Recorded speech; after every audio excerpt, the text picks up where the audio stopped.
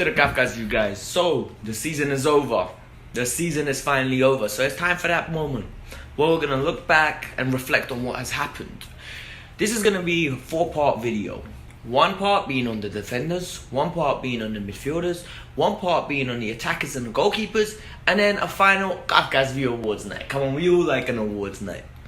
So sit back, tune in for all 4 parts. The first part is today, the second part is on Wednesday, third part on Friday, and subsequently the final part is on the Sunday. I'm going to rate the players at 1 to 10, and most importantly, say their impact onto the season and what they can improve on in advance. Guys, do me a favor, hit that like and subscribe to the channel, but let's get started with the video. We're going to start with Cesar Azpilicueta. It's been a difficult season for Azpilicueta. In my opinion, he has been exposed on numerous occasions for the flaws in his game. For example, his delivery is not very good. Whilst a lot of people were bragging about it last season when we've had the time and space because he delivered straight onto Morata's head, this season it's evident when he's running at pace he struggles to cross it in well. There is no end product, there is no finishing quality from him. However, he's still a very good defender. One-on-one, he's very good. He can handle people. But the only issue is the higher the line gets, the more vulnerable he becomes. It's evident because whenever we play against anyone of decent opposition and we try to risk it with a high line, he gets destroyed. So for me, Azpilicueta will get a 6 out of 10. It's been a transition season for him. It's been an adjustment from centre back to right back again. A 6 out of 10 for Cesar Azpilicueta. Then we're gonna go into Davide Zappacosta.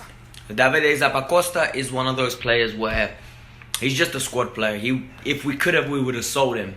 The issue was Torino didn't want to agree the deal to take him back. Lazio didn't want to pay the money that was required, so we just kept him as a squad player.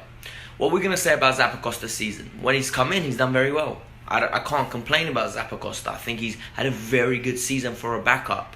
The issue is Zappacosta's limited. He's had a very good season by his standards. He is very good going forward. He's very direct. However, the end product, once again, is not there. And there is, at the age that he is, there's no improvement period. We can't count on him, and in my opinion we just need to get him off the wage bill, recoup some money because he can't defend. He's a modern day wing back, so a failed winger, and yeah, I would give him a 5 out of 10 because he's just been bang average. Left back, Emerson Palmieri. In my opinion, he's proven himself worthy to be at Chelsea next season. The man is very good going forward. He's very direct. He can put in a decent cross.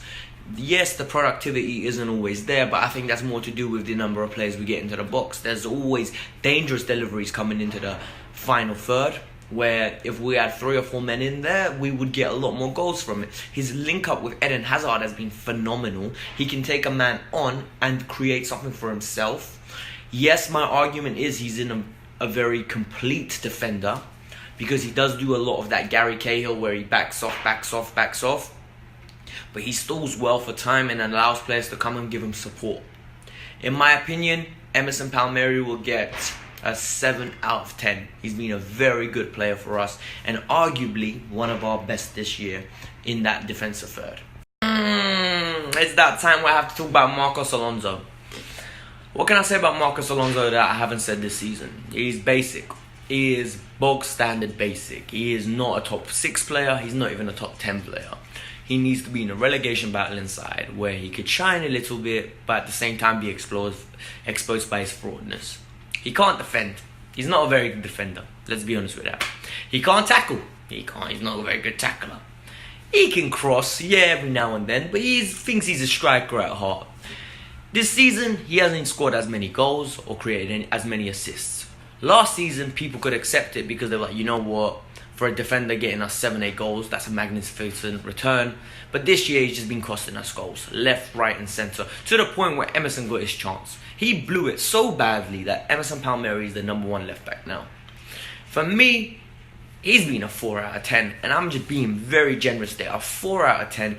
We're going to talk about Mr. Hustle Merchant, Rudiger. Antonio Rudiger. What very good player. A very good but limited player. With Rudiger, he's picked up on Luiz's bad faults. All of a sudden, he's become lethargic. All of a sudden, he starts counting on his pace this season on too many occasions where he's going to bail himself out, because of his pace. His positioning has got worse, and his passing is very limited. For people are saying he's a very good passer of the ball, I doubt it. You give him time and space, 3 out of 10 will be perfect passes. The rest, they'll be very safe. He won't look forward. He's not brave enough on the ball to go drive the ball forward. He's very, I'll lay it off and let you do it type of player. Yes, he gives us a little bit of aggression that our team really lacks. Yes, he's a very good player to have in the squad. But starting caliber, not a chance. For me, Rudiger this year has been a 6 out of 10. Andreas Christensen might be the biggest disappointment for me of this season. The man did not cement place, and that's partially his fault and partially Maurizio Sarri's fault for not giving him a chance early enough. Christensen, while having all the potential in the world to become a top 5 defender, has this year, in my opinion, regressed. Yes, I'm going to say, he has regressed. There has been a lot of mistakes in his game, and the lack of belief inside him is evident that he believes if he makes a mistake, he's not going to play. But when you see him play on his performances this year, he's been amazing in a lot of games. It's just the little pinpoint mistakes every now and then get highlighted and magnified to a level that it's beyond criticism. Like, it's actually personal.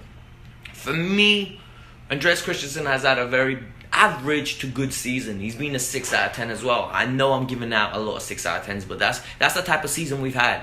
No outstanding players. We're going to talk about my favourite player, David Luiz. David Luiz is a world-class player. Whether you like it or not, David Luiz on his day is top 5 centre-halves in the world. Even at this day now, both-footed, dominant, powerful, always leadership qualities are illustrated, whether you like it or not. Plays with pure passion and emotion, but it's controlled. The only issue with David Luiz is you get the occasional dumb fart moment. Like, he just, you don't know what he's doing in his life. You don't know why it's being switched off. The Frankfurt game, in my opinion, is the epitome of David Luiz's season. That night, 180 minutes was the epitome of how his season went.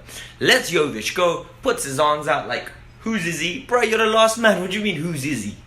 And then, most importantly, this is the key part. Aspie goes to centre-back. Luiz plays like prime, John Terry, leader, fantastic, puts his body on the line, leading everyone around. Fantastic. So, we're going to give David Luiz a 7 out of 10 because he has been our best player this season. Without a doubt, in that defensive line, he has been our best player. He's been the most consistent. Yes, he's had a few mistakes, but who hasn't? We finished 3rd, 25 points behind the top. None of them have been good. We've conceded more goals this year. None of them have been good. Let's be honest with that. Yes, Kepa's bailed us out on many occasions, but David Luiz has played very well. And all in all, a 7 out of 10 is a fair reflection on his season. Now we're going to talk about our bottle job, Gary Cahill. Gary Cahill, my good friend Gary Cahill. For me, he's been a 3 out of 10. And not because he has a backup dancer and now you're doing your role properly. Stormzy was talking about you when he came out with that. And the impact he had on the dressing room and leaking all these stories, 100% that was him. And then 3 media reports against the manager. Bro, your impact on this season has been purely negative. I cannot wait until you go and find your level at Fulham or maybe even like Southampton. Go to Galatasaray, bro. We don't want you no more. Now, the Kafka's views overall rating for the defense of 2018-19 season is a 5.5. We conceded more goals this season, but we've been in more cup finals and played more games. So that's understandable. But all in all, they've not been very solid, and that's the fair reflection. This team isn't good enough at this moment in time, so I think we've overachieved this season as a defensive unit, even though we have become worse slightly because of the change in style. But, comment below, do you think I was harsh on any of the players? Do you agree with my ratings? Rate the players yourselves below, and more importantly, like, comment, and subscribe. Guys, I'm out. This is the Kafka's You. Peace out. See you Wednesday.